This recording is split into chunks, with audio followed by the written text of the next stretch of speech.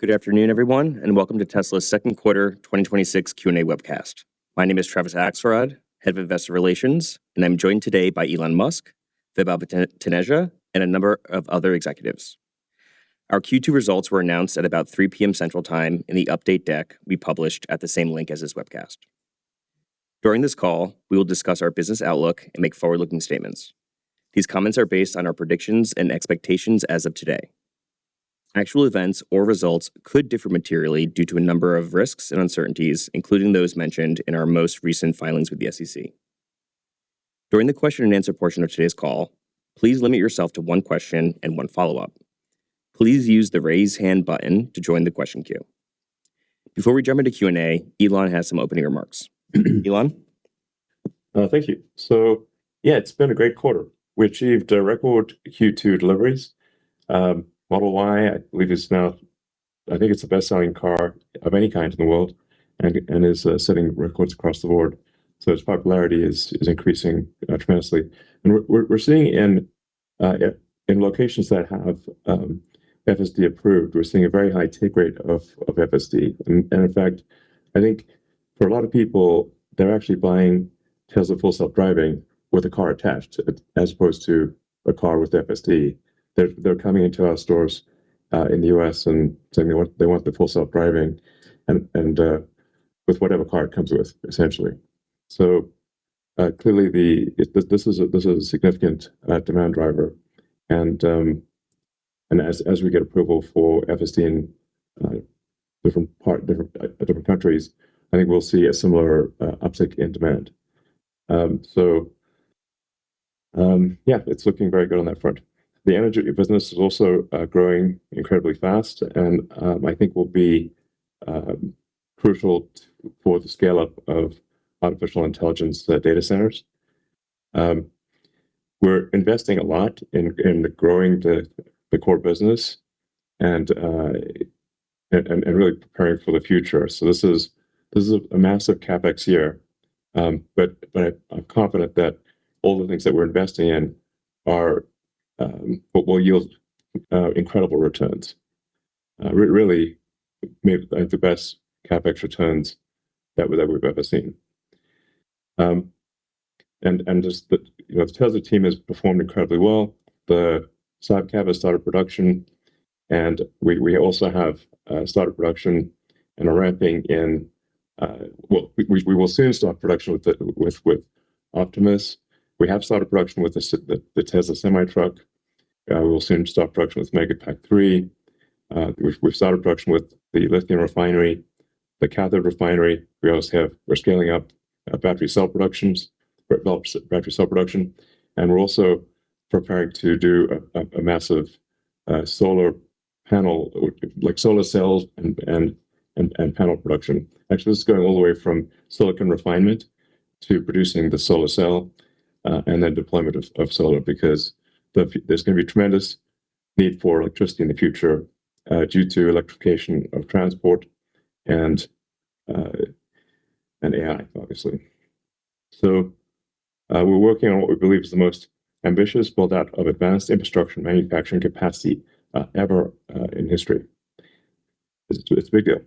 So with Robotaxi, our goals are very ambitious for Robotaxi, but we do need to be cautious about causing any accidents or causing any harm to anyone. Although there are, I think, 30 to 40,000 automotive deaths per year in the United States alone, most of those do not generate any press on it. You never really read about almost any of those. But if we injure even one person, it will be worldwide headline news.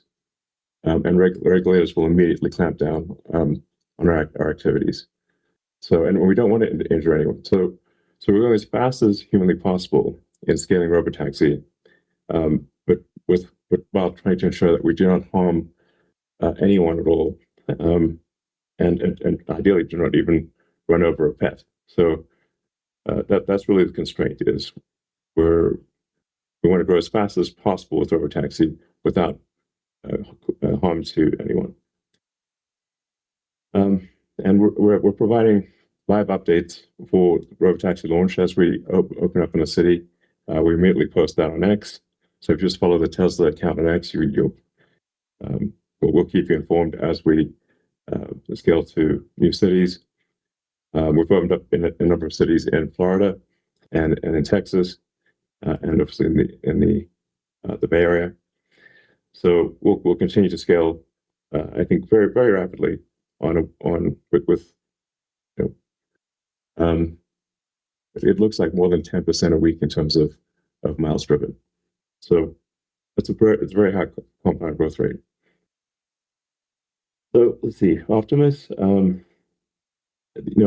As you've heard me say before, I think Optimus will be the biggest product ever, but it is a very complex problem to solve. It's one of the hardest things to solve, to make an autonomous humanoid robot that can do tasks that if you simply ask it to do something or show it a video, it can do the task without any programming. Like no one's ever achieved this, and there are many challenges in the electromechanical design of the robot to achieve sufficient dexterity and also be very reliable and have long wear and tear. Like meaning it needs to be out in the field and not break down. Otherwise, you've got sort of a 70-kilogram robot that just flopped over, and you got to carry it out like a body. It doesn't have wheels. So and we don't want Optimus to go haywire. It's a lot of work to scale to get the design right and to scale production. And I really want to emphasize here that the production scaling challenge is very substantial. This is going to be the hardest product to scale manufacturing that we've ever made at Tesla, because everything on the robot is new, and the difficulty of scaling the production ramp is proportionate to the newness of the parts in the robot. And at least with electric cars, the non-electric powertrain portions of the cars had an existing supply chain. So you could go to existing suppliers for wheels and side mirrors and windshield glass and that kind of thing, body panels. But with Optimus, there is no supply chain.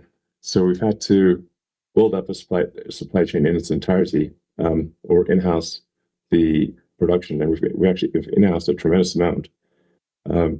The Optimus production line that we're building out in Fremont, in place of what used to be the Model SX production, it looks incredible. I mean, it's quite stunning to see.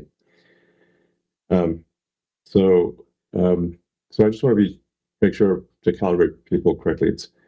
Optimus will follow the sort of normal S curve of manufacturing of a manufacturing ramp, but the initial portion of the X curve will be quite flat and long because of the newness of the parts in the robot.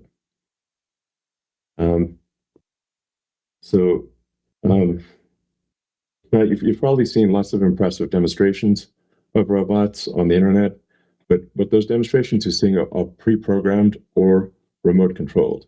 So there is no humanoid robot that is actually able to do generalized tasks. Optimus will be the first one that is capable of doing that, where it's not just a demo; it's genuinely useful in day-to-day life. So, and Optimus is designed to have full human dexterity, so a hand that has the same level of dexterity, if not higher, than a human hand. And the human hand is an incredible thing. The more you study the human hand, the more amazing you realize how amazing hands are. It's more than just opposable thumbs. I mean, the nuances of how human hands work are amazing. As the closer you look, the more amazed you are.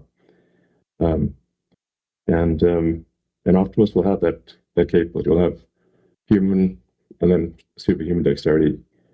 So it's really going to be quite something. Let's see, Terafab. The Terafab, we expect to announce the location soon, and provide more details about our plans in that regard, which we'll leave that to the product, sort of the launch announcement, rather than try to squeeze it into an earnings call, because I think this is a very big announcement, and it deserves to have its own sort of day in the spotlight and not be sort of squeezed into an earnings call. But I do think TerraFab is going to be an amazing initiative and a necessary one, and one without which we will be constrained in our ability to scale Optimus production, because we simply won't have enough AI chips. So it's crucial to solve that, and we'll have to solve memory, logic, and packaging in order to scale Optimus. But anyway, like I said, we'll leave that to its own announcement. We've placed equipment orders for our development fab in Austin, and that development fab, I think, is pretty cool because it's intended to have lithography mask production, and then logic, memory, and packaging and chip testing all under one roof. So you can have a very fast iterative cycle, and try out new chip designs very quickly and see if they work. I don't think such a building exists anywhere on Earth. So this is really going to be super helpful as we try some exciting, adventurous, high risk, high payoff bets on AI chips. But it's focused, like I said, primarily on Optimus. Like, how do we make Optimus as useful as possible? Then we have digital Optimus, which is basically just driving a computer screen. I guess you could call it computer use or something like that, but driving a computer screen in the same way that you drive a car. So for the car, it's sort of pixels in or photons in and controls out. The same thing is true for Optimus and digital Optimus. It's photons in, controls out. So we feel confident we can adapt the same Tesla AI technology that we developed for self-driving cars to have a self-driving computer screen, or self-driving computer, essentially. So the self-driving computer, where the Tesla, the very, very low cost Tesla AI4 computer can handle all of the sort of short-term tasks. They're doing real-time video control of the screen of the computer. So it's not like screenshots type of thing. It's real-time video at high frame rate. And digital Optimus will be important, obviously, for physical Optimus, because physical Optimus needs to be able to operate computers. It can't come up to a touchscreen and not know what to do.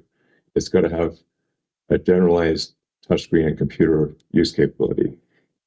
So that's looking promising. Then this is in partnership with SpaceX's Grok, sort of the big model that is kind of like the manager of digital Optimus, and kind of tells digital Optimus what to do, provides it with a series of tasks, and then digital Optimus goes and does those tasks.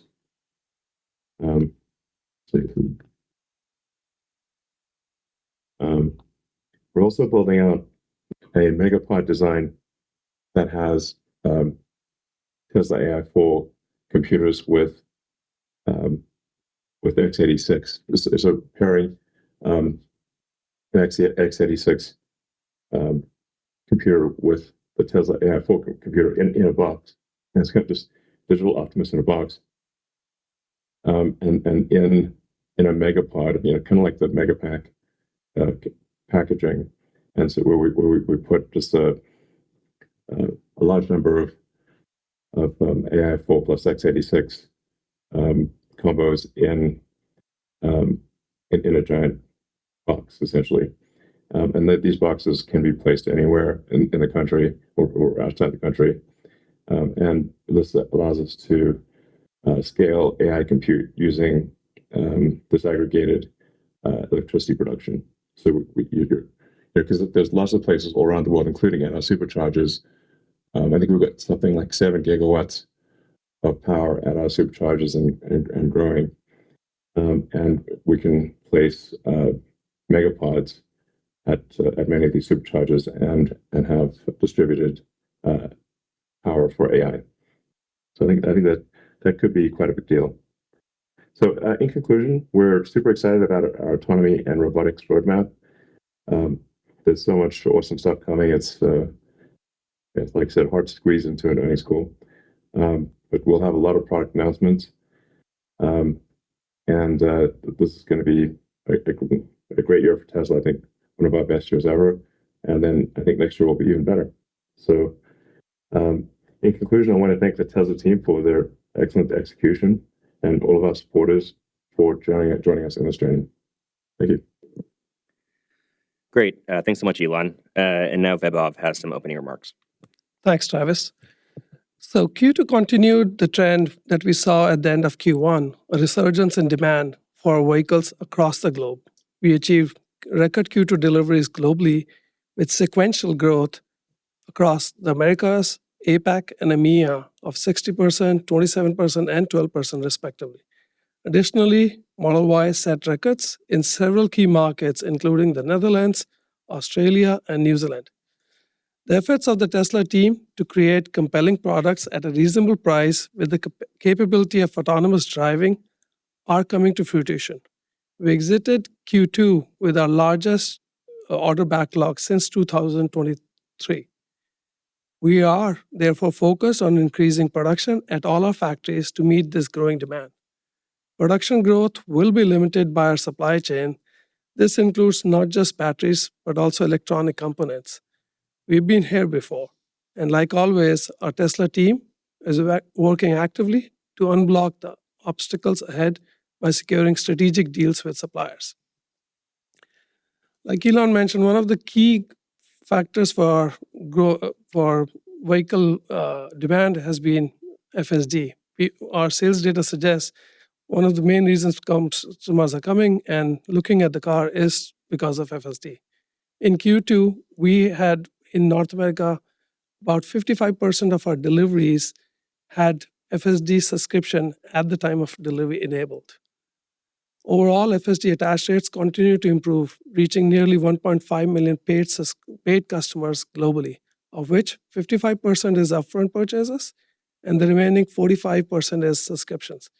We expect that the bulk of the growth in FSD monetization will come from subscriptions as we've removed the purchase option in most markets. Automotive margins, excluding regulatory credits, declined sequentially from 19.2% to 16.3%. As a reminder, we had highlighted in Q1 that we had a $230 million benefit from warranty true-downs and some tariff relief, which did not repeat in Q2. Controlling for the impact of those benefits from the prior quarter, our automotive gross margins, excluding credits, would have been approximately flat.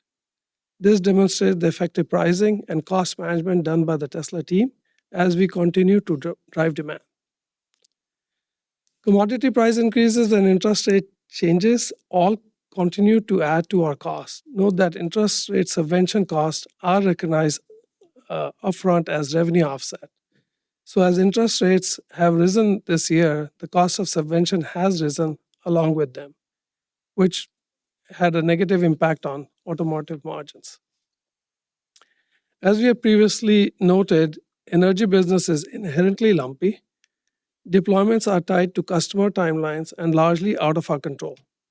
In Q2, we deployed 13.5 gigawatt hour of energy storage, a 53% sequential increase, and the second largest quarter for energy business. Despite this growth, energy gross margins declined from 39.5% to 20.4%. This margin decline was a result of several dynamics. First, there was a warranty true-up in the quarter of about $240 million related to certain vendor cell issues for our legacy deployments. Also, the tariff benefits we recognized in Q1 of more than $200 million did not repeat. And lastly, we had previously guided that ASPs for industrial storage is coming down amidst growing competition. Long term, we believe the energy business should normalize at a gross margin rate in the mid to low 20% range. Our order backlog of this business is robust, and we are doing our best to build based on both existing demand and future demand we expect from data center growth and overall electrification of the economy. Service and other margins improved sequentially from 9.2% to 14.1%, an all-time high. This was mainly driven by an uptick in volume and better cost management of our vehicle fleet that supports businesses such as used car, supercharging, service centers, and insurance. While marginal today, also included in this business are deliberate investments we are making in infrastructure that will help scale Robotaxi in the future. We continue to grow the Tesla Robotaxi fleet and have expanded to a total of 7 markets in the US. We expect the ramp of the fleet to accelerate throughout the year, along with expansion into new US markets. As previously guided, operating expenses increased sequentially.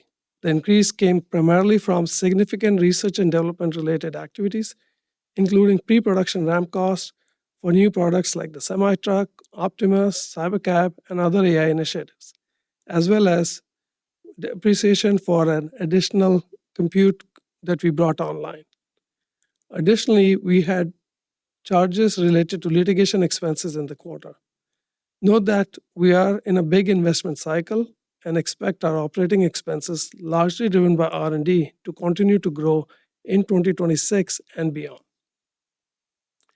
Net income was positively impacted by a mark-to-market gain of $1 billion on our SpaceX holdings, which was offset by losses on FX of approximately $300 million and on Bitcoin of about $100 million. As previously guided, our free cash flow ended up being negative for the quarter. Most of the reason for it going negative is because CapEx more than doubled sequentially, and we expect it to increase further in the second half of 2026. We continue to expect that CapEx for this year will be more than $25 billion. CapEx will grow for the next 2 or 3 years as we expand our Robotaxi fleet, expand our production capacity for Optimus, make investments for semiconductor fab, install solar manufacturing capacity, and AI compute infrastructure, in addition to all the other expansions we'll do for other manufacturing for automotive. In addition to using our cash for such investments, we are being opportunistic in securing certain debt facilities that will give us the capacity to borrow up to $30 billion to help accelerate such investments. We believe this is the right strategy to position the company for the next era, and we'll always make such investment in a very capital efficient manner. The path to amazing abundance is ever challenging and requires making bold bets. Our progress will be non-linear. The future is going to be great, and we are ready to rise to the occasion. I would like to end by thanking the Tesla team, our customers, investors, and suppliers for their confidence in us on this journey. Thanks so much, Vaibhav. As everyone on the call may have noticed, we've covered several of the Say.com questions already in opening remarks, including Optimus production, Terafab, and Digital Optimus. Ashok is joining us today, our VP of AI, and he's going to cover questions related to Robotaxi. Ashok? Thank you, Travis. Many of the questions on Say.com relate to Robotaxi deployment and scaling, so we thought we'd provide a comprehensive view of where we are now and where we are going in the future. First of all, I'd like to state that the Robotaxi program has been operating extremely well. Especially in terms of safety, the program has had an impeccable safety record. We have driven more than 380,000 miles of unsupervised Robotaxi, now across 6 cities in 2 different states. We have had 0 notable incidents. Any reports have been of other actors impacting us when we were stationary. Again, I'd like to emphasize how safe the operation has been so far. 0 notable incidents over 380,000 miles. Historically, the so-called experts have always claimed that you need LiDARs, radars, HD maps, and the entire kitchen sink to drive safely. Here we show that such is not true. You can have safe, comfortable, and affordable autonomy with just cameras. This record should be a huge validation of Tesla's entire AI approach. Second, I'd like to discuss scaling. We started the Robotaxi program roughly a year ago in Austin. We had safety monitors in the passenger seats of the cars back then. Around the end of last year, we had the first fully unsupervised robotaxis in Austin. Since the beginning of this year, we have grown at double-digit growth rates to the number of unsupervised miles that the fleet drives every week. I repeat, we have grown at such a high compounding rate on a week-over-week basis over the last several months. Not only that, we expect to continue growing at such a large rate through the rest of this year. The other thing to note is that for expanding to new cities, it has been relatively less effort on our front. We expect that the time to launch to a new city will continue to trend towards zero, towards an end where we operate in entire states as a whole instead of going by city by city. Such growth was only possible because we have a world-class engineering team at the frontier AI development here at Tesla. The currently operating Robotaxi fleet is already running early versions of the V15 FSD software that we had referred to in the past. For V15, we had planned roughly about 7 major improvement tracks, and they're all happening in parallel. The early V15 builds that are running on Robotaxi have already 40% of those tracks merged together, and that's what's running in the fleet right now. As we continue to complete our work on V15, we will see that the car is going to be ridiculously safe and capable. We're already seeing internal signs that all of these bets that we have made for technology improvements are all starting to work, and we expect that the payoff will be huge, and that's what is going to help us sustain the same growth rate through the rest of this year and so on. Finally, regarding the Cybercab, first of all, it's a phenomenal product. Anyone who rides in it instantly falls in love with the experience. We have aligned our manufacturing targets to roughly match the projected growth rate of the unsupervised miles.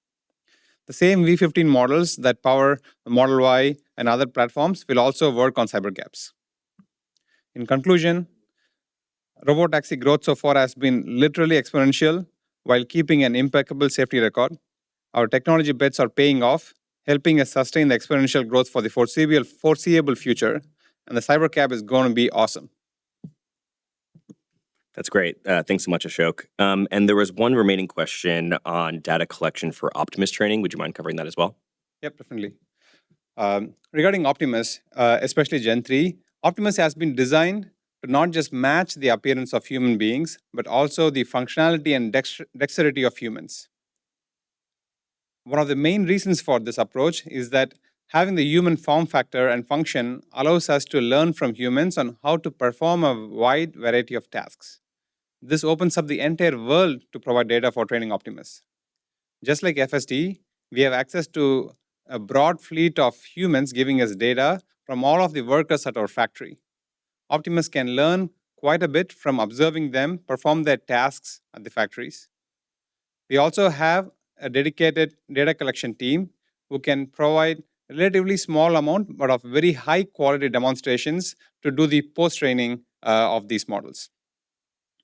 This is all on top of any training we can do off of the entire internet of data that shows demonstrations of people doing various tasks, both in industrial settings and home settings. The second flywheel is when we have a large number of Optimus robots practicing their tasks in what we call the Optimus Academy. The data from the bots experiencing the tasks themselves will be invaluable and help us close any minor form factor gaps that may exist between the bot and the humans. This is also when the reinforcement learning loop kicks in, where the bot initially attempts some tasks, fails sometimes, learns from both the successes and failures of those tasks, and eventually learns to master those tasks at perhaps a superhuman level. Our AI strategy for Optimus is aligned with the same. It's the same end-to-end strategy that drives FSD, pixels in, controls out. And just like FSD, we expect it to work broadly. In FSD, you can get in the car, type in an address, and then hit start, and then it's like handles all of driving from park to park. And the same thing is going to be true for Optimus as well. You're going to just ask it to do anything, and then it should just perform the entire task on its own without you having to do anything along the way. And it's the same team that produced FSD, the V12, 13, 14, and now V15 software that now works on Optimus as well. Hence, I'm very confident that Optimus will be an extremely capable robot. Great. Thank you so much, Ashok. So that covers the say.com questions. Now we will move over to analyst questions. The first question comes from Tom from RBC. Tom, please feel free to unmute yourself when you're ready.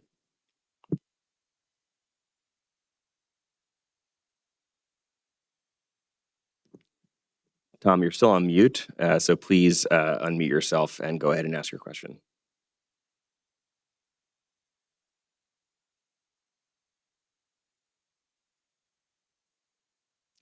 All right, we're not getting any audio from Tom at the moment, so we will try to move on to Andrew, and we'll add Tom back to the queue to come in next. So Andrew, as soon as you can, please unmute yourself and ask your question.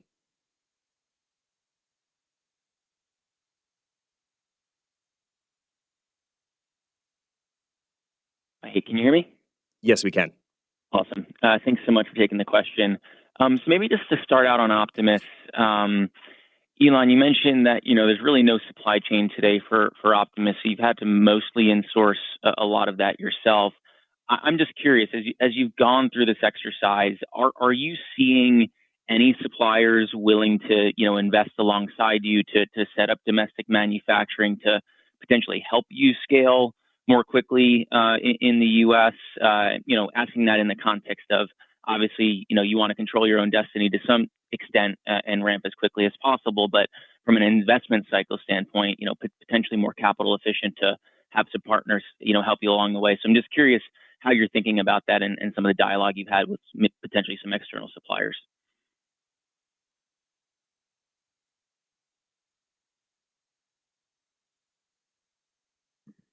Elon, you may be on mute right now. We can't hear you. Sorry, yeah, our suppliers have been great, and they have made and are making tremendous investments in support of Optimus and Robotaxi and whatnot. Samsung and TSMC in particular are building fabs. TSMC in Arizona and Samsung in Texas, and putting in tens of billions of dollars to build AI compute for Optimus and Robotaxi. Panasonic has also invested many billions in increasing battery cell production. I'm a little under the weather here. I'm a bit ill, so if I sound a little off, I'm kind of struggling with I'm a little bit ill today. So yeah, but our partners have been great, and I'd like to thank them for their support and their investment and their hard work. Great, thanks for that. And maybe just as a sorry, Andrew, we're going to have Karn hop in here for additional color briefly. Yeah, just to add to Elon's point, that the Samsung fab that's going to be pretty significantly dedicated to future projects. That's a massive investment, multi-billion-dollar. We're seeing the same level of investment going into memory, and also new specific parts like metal injection molded parts, flexible printed circuits, and all sorts of novel new technologies that are more based for the robot as opposed to the traditional vehicle supply chain we've had. And in certain cases where we don't find a great partner, we've never hesitated from insourcing it, and we have a very capable manufacturing engineering team and a design team that helps us scale those things. Yeah, and actually, I'd also like to thank Micron for giving us a memory allocation. They've got to make some very tough decisions on memory allocation, and we really appreciate Micron making room for Tesla in the years to come, and giving us actually a very significant allocation on reasonable terms, given the pretty insane pricing of memory these days. Great, really appreciate that color. And maybe just my follow-up on robotaxis. You guys gave a lot of great information in your prepared remarks, but there seems to be some evolving regulations at the state level, potentially around sensor requirements. So I'm just curious, as you think about your own rollout, what do you want to see, or what do you need to see from regulators to make sure that obviously some regulation might be good, but you don't want it to be overregulated. So what are you expecting to see? What do you want to see to make sure that this is, done in a proper way? And we've got Lars on the line. Lars, if you wouldn't mind covering this one, if you can. Yeah, sure, Travis. I think, when we talk about regulation, particularly in the US, we've made a lot of headway.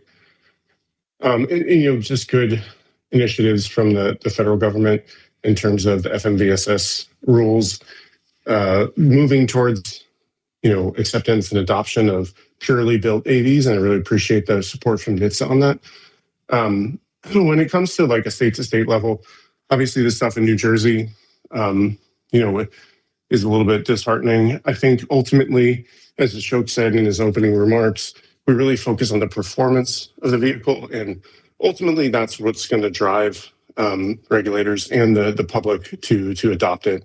I think the best regulations are those that provide companies and innovators with a goal or a task and allow us to figure out the solution.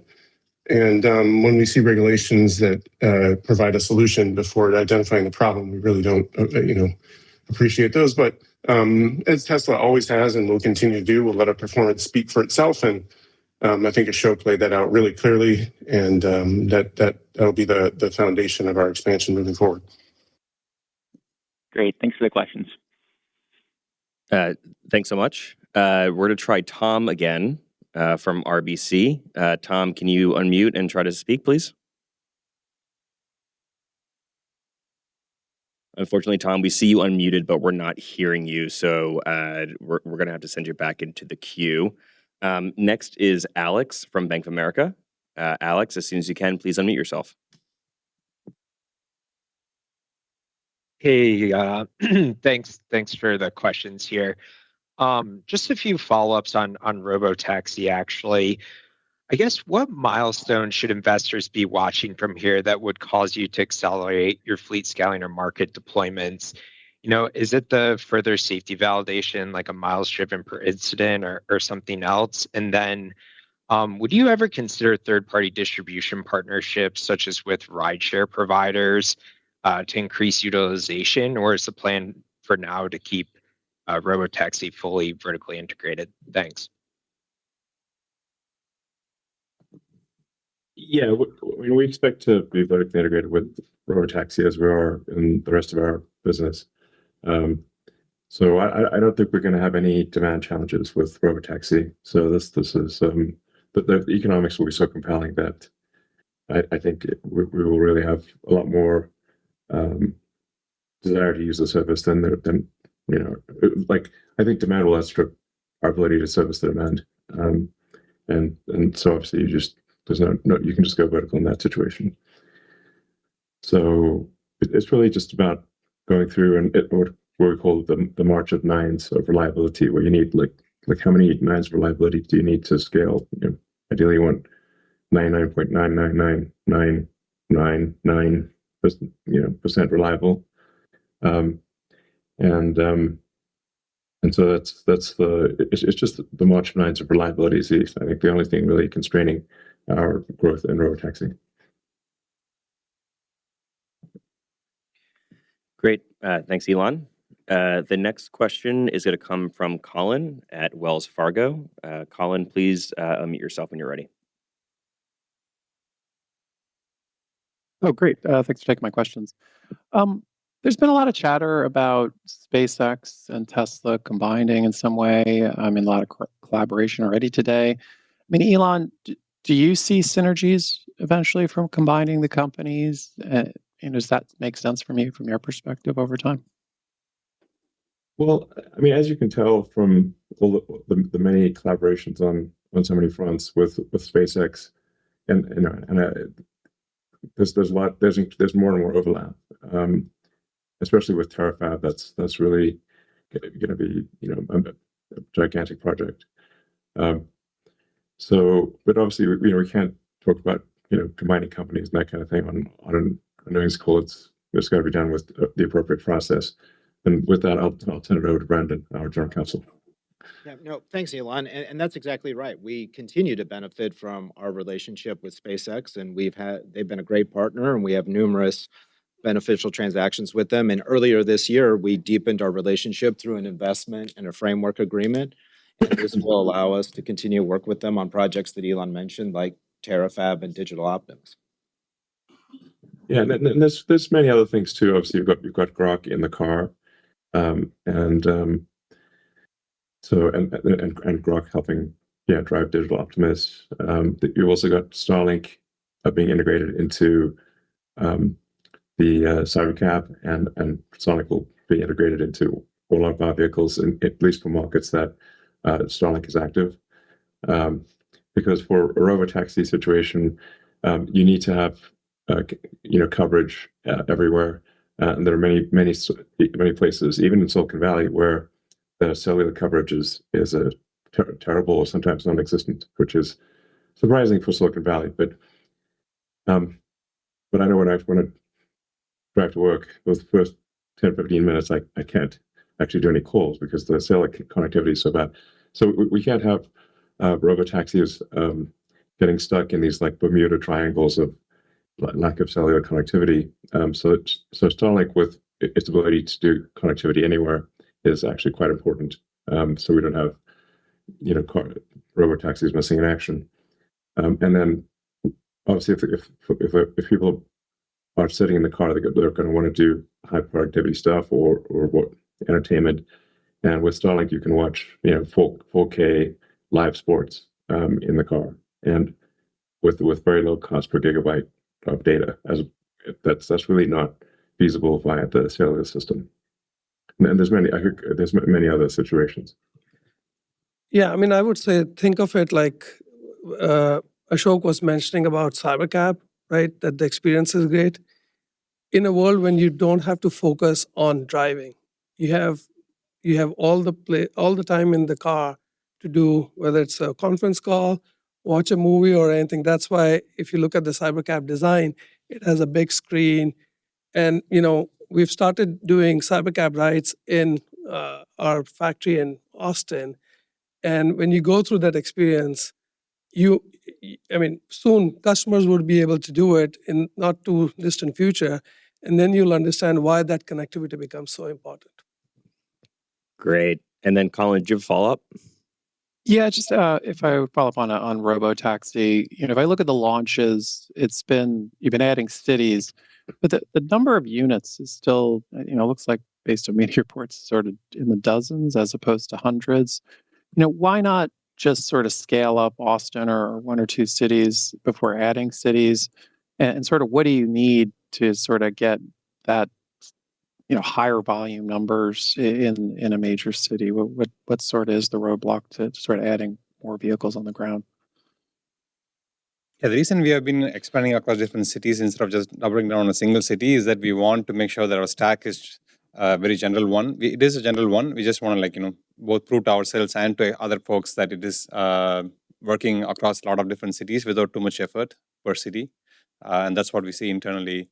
And then, as Elon mentioned earlier, the growth rate has been literally exponential. Just it's in the early part of the exponential. That's why it's hard for others to comprehend. In terms of miles versus the vehicles, since these vehicles operating the robotaxi fleet drive basically continuously, as opposed to human drivers who use vehicles for maybe a couple hours a day or something like that, these vehicles are in mostly continuous operation, which means that even for a few vehicles, you can get a lot of miles out of them. And that's why we are tracking the amount of unsupervised miles or just the number of vehicles or something like that. And we want to be operating in a very efficient fleet. So all of the work that goes into the efficiency makes it even more so that we get a lot of miles per vehicle available in the fleet. Yeah, and just to add further to this, think of it, we're trying to scale this, and we're trying to make sure that there are different kinks which would be there. And there are things not just on the software front, on the operation front, which we're also trying to tackle. So that's why we're trying to have a broader footprint to try and make sure before we go really high in terms of deployment, that we are able to sort these things out in a smaller fleet in a controlled manner. Yeah, one of the things for Cybercab should be noted is because it is a new vehicle chassis, we need to accumulate driving data that is specific to the Cybercab before we can put a lot of them on the road. So unlike say Model 3, Model Y, and our other vehicles where we've got a lot of vehicles on the road, millions of vehicles on the road, we don't have that for Cybercab, so we actually have to accumulate miles with Cybercabs that are retrofitted with steering wheels and brakes, acceleration, braking pedals, that kind of thing, to calibrate to the Cybercab chassis. So you'll see as we are confident about that, the number of Cybercabs in cities will increase dramatically. Great. Our next question is going to come. Oh, yeah, go ahead, Lars. If I can just add like one thought here. The other reason I just want to like point out is, TCO, transportation regulatory situations are different city by city, state by state. It is not a federal, framework to do that. And so the reason we're expanding city by city is to make sure that we're meeting all of those one at a time, and we're satisfying, all of the requests of each individual city and in every way we can. So we have to expand, to each city to meet those requirements, and we'll continue to do so. And until all of what Ashok and Vaibhav and Ashok said, we'll follow with the scaling. Thanks, Lars. The next question is coming from Walt from Lightshed. Walt, please unmute yourself. Thanks. Just a quick follow-up for that Lars comment. I mean, the NHTSA administrator, Jonathan Morrison, was just on CNBC. He already, was trying to get rid of the pedal and said, I forget his exact term, but it seemed like he wanted to get rid of the steering wheel. It seemed like that would be a gating factor. But is there other things that you need at the federal level to really kind of unlock your ability to ramp Cybercab? The short answer is no. I think we have a great relationship with NHTSA and Director Administrator Morrison especially. And I think they're just following through with what the public wants and the world knows is coming, and they're trying to stay ahead of it and make sure that they're doing the right things in place. So we've been open and honest with them for the last couple of years about what our plans were and what we're doing, and I don't want to say we're in lockstep, but I feel like we have a partner there, and we're working together on it. Got it. And then just Elon, it's kind of a roadmap question, I guess. Starlink obviously is integrated in Cybercab, and you guys just talked about the connectivity for watching movies, but what about the flip side of that? Can the Cybercabs become remote hotspots for Starlink Mobile? And then similarly, roadmap question on the Semi, when do you anticipate looking at autonomy for the Semi? Because that seems like a pretty sizable market as well in terms of autonomous trucking and the need for it, given what's going on in our country right now. Yeah, absolutely. There, as you allude to, there is a really serious shortage of truckers. So there just aren't enough people who want to drive trucks, which are crucial for transport throughout America. So an autonomous Semi is actually going to be very important to address the shortage of truck drivers, and obviously will be great for improving safety and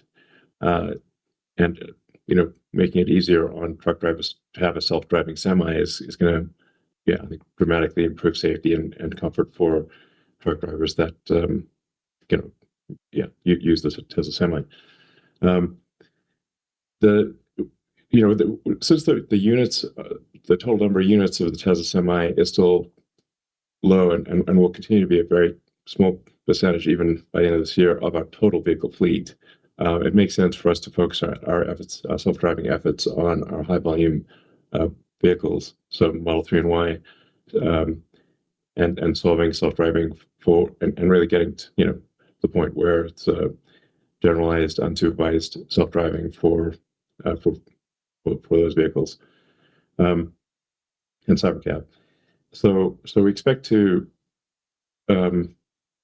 get self-driving working on the Tesla Semi probably around the end of this year or early next year, But I just don't want it to be a distraction on the on the march of nines of self-driving of safety for self-driving on 3Y and Cybercab. That's so that it's taking a bit of a backseat for the next 6 months or so for autonomous semi. But it will be, it will definitely be a bit working next year and in time for the scale up to high production of Tesla Semi. For communications, yeah, I think there's an interesting angle there where you could use the Starlink terminals that are in the Tesla cars as like sort of cell towers, I suppose, or connectivity towers, basically for providing relays on the ground to cell phones and to anyone who would like Wi-Fi, basically. But yeah, I mean, it's a different subject, but obviously one could do that with the stationary Starlink terminals too. All right. Our next question is going to come from Will at Truist. Will, please unmute yourself. Great. Thanks so much for taking my question. Elon, you teased us a little bit about sort of the supply chain relative to Optimus, highlighting how difficult it's going to be, but we'd be really interested to understand what your propensity is to manufacture semis for this yourself. When we think about microprocessors, microcontrollers, actuators, and other semiconductors that are going to be used, it occurs to me that you have many that are commercially available. You have an option to design some, but have them made at third-party fabs. You also have the option potentially to design and make them yourself. What should we think about your propensity to source these components in these different manners? You're talking about like making like microcontrollers and small, like the various computers that are in the car that operate, like the steering system and the braking system. No, I'm talking about for Optimus, not for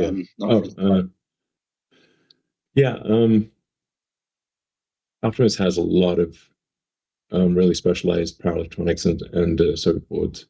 It's all Tesla design stuff, but it is fabricated by suppliers. For Optimus 4, which will be built in Austin, that will be a much more vertically integrated supply system for Optimus 4, and that would would aim to have an order of magnitude more production of Optimus 4 than Optimus 3. So it's sort of aspirationally 10 million units a year versus 1 million units a year of Optimus 3. But with all the caveats there, which is insanely difficult to scale production. Optimus 4 will be much more vertically integrated. So probably doing a lot of the sort of PCB work in-house for that.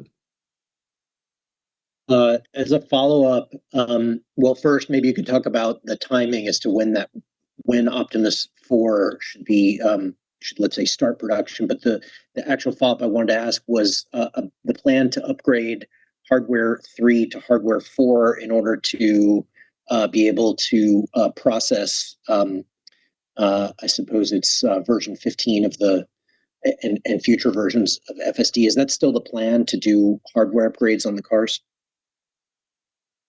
I think it's going to make sense to upgrade all cars that are have less than hardware 4, almost any cars that have cameras, basically, because otherwise I think probably too many modifications. But anything that's got sort of that's set up for cameras, it'll be financially sensible at some point to upgrade them. But I think we'd want to upgrade them to the next generation of like next generation AI board. So it'll be either like we have an upgraded AI4 chip that's sort of a medium, sort of a moderate improvement over AI4 probably reaches production around the middle of next year. And then there's also AI5, which hopefully is in volume production around the middle of next year. AI5 will initially go into Optimus. And actually making very good progress. So the Tesla chip team is really doing great work and making incredibly fast progress on AI5. And I'm very excited about the design of the Tesla AI6 chip. I think it's going to be the best edge computing chip in the world. And if somebody's got a better one, I'd like to meet that person and shake their hand, because the AI6 chip is just so good. So I think things are going really well on the chip front. Yeah, and again, I'd like to thank TSMC and Samsung and Micron for the support. Great. We are coming up on the hour, but we're going to try to squeeze Dan in. So from Barclays, Dan, please unmute yourself.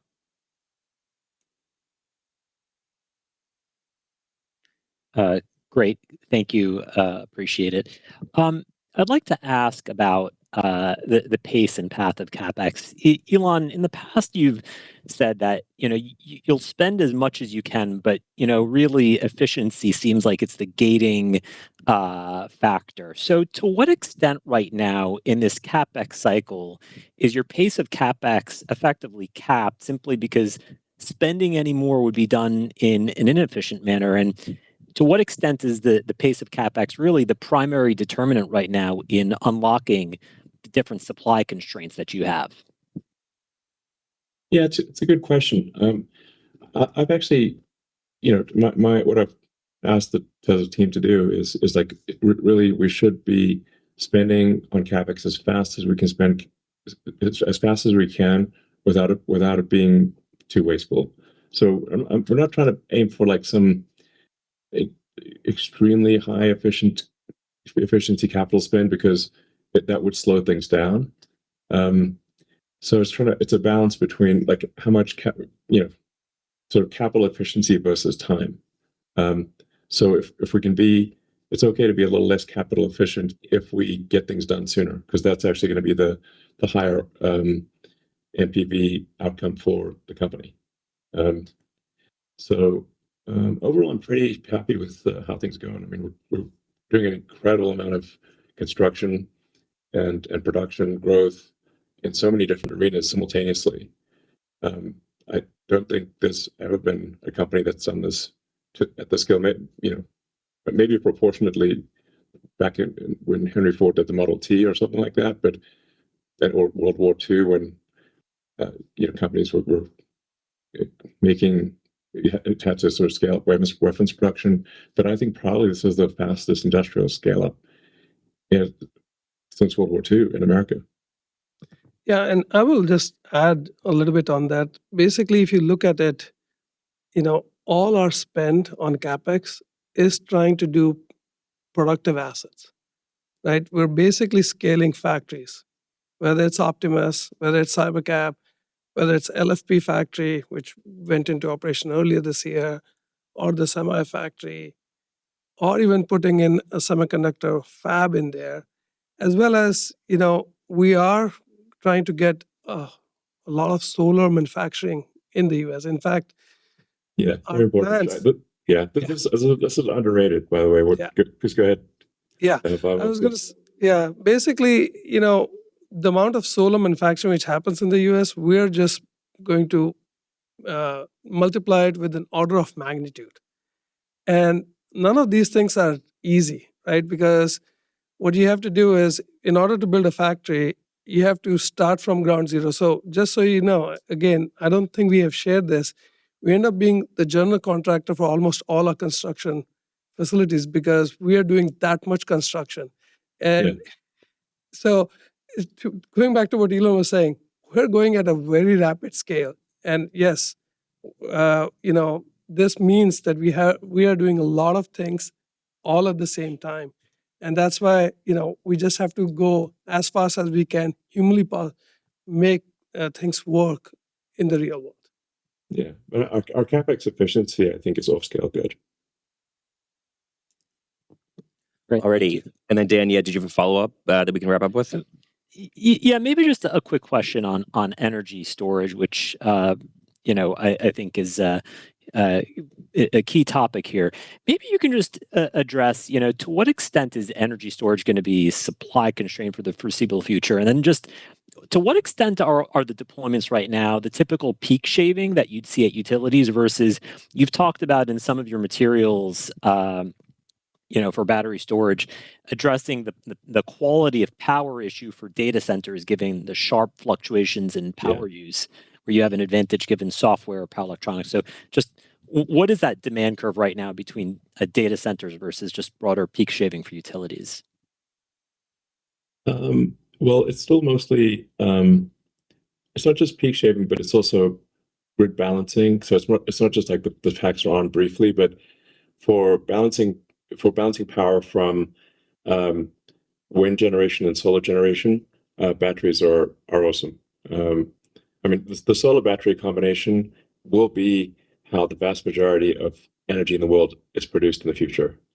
That's already, of course, how all of the Starlink satellites are powered, is with solar panels and batteries. So, and you can just think of Earth like a giant satellite. There's far more power available from the sun than anything else by far, and we think power constraints are going to be there already are a major issue for AI. Just turning on the AI computers, the AI compute demand is so high that people are having even the so-called the hyperscalers are having trouble turning on their AI compute and finding the power and then smoothing the power with. Especially for the training runs where the power cycles dramatically in a very short period of time, you can have during a training run the power consumption can drop by 70% for 100 milliseconds, and you really need fast-acting advanced power electronics to be able to smooth out these massive changes in power, especially during their training runs. So that's why SpaceX has bought so many Megapacks for the data centers. It's actually mostly for smoothing out the power for the training runs. But it will also be useful for being able to tap more power from the grid by if you tell utilities that they can